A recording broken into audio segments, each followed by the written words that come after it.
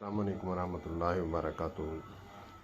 جب مسلکی تعصب کی پٹی چڑھی ہوئی تھی تو ایک شعر لکھا ہوا اکثر آپ نے بھی پڑھا ہوگا دکانوں پر، یہ سب تمہارا کرم ہے آقا کہ بات اب تک بنی ہوئی ہے، یہ سب تمہارا کرم ہے آقا کہ بات اب تک بنی ہوئی ہے۔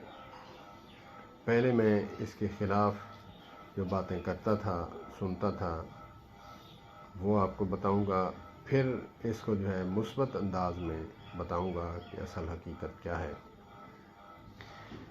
کہ میں کہتا تھا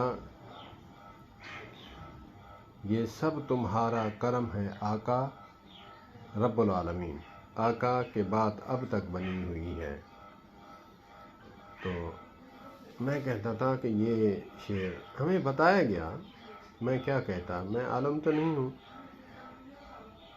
تقلید کو شرک کہتا ہوں، لیکن اندر اندر سے تقلید کرتا ہوں میں، کرتے تھے۔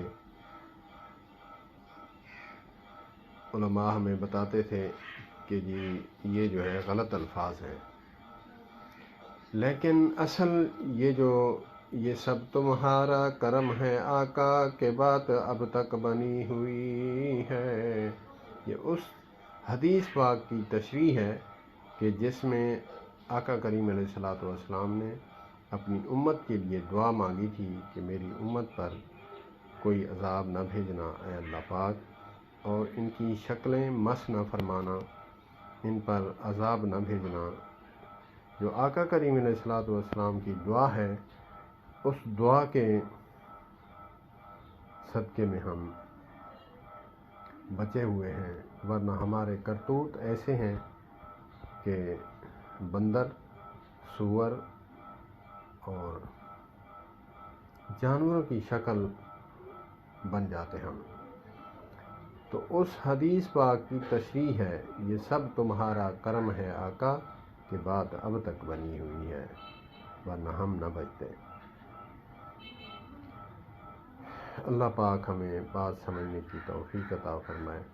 یہ باتیں چھوٹی چھوٹی ہیں، لیکن کیونکہ میرے ساتھ یہ معاملے پیش آئے ہیں تو اسی لیے میں یہ ظاہر کرتا ہوں، بتاتا ہوں کہ کوئی ایسا میرا بھائی اہل حدیث یا پھر کوئی دیوبندی بھائی، اس کو توحید کا ہیضہ چڑھ جاتا ہے تو وہ پھر یہ باتیں ایسے کرتا ہے جیسے مولانا محمد الیاس گھومن حفظہ اللہ تعالیٰ فرماتے ہیں کہ توحید کی آڑ میں بے ادب نہ بنے اور ادب کی آڑ میں مشرک نہ بنے، اعتدال میں رہیں۔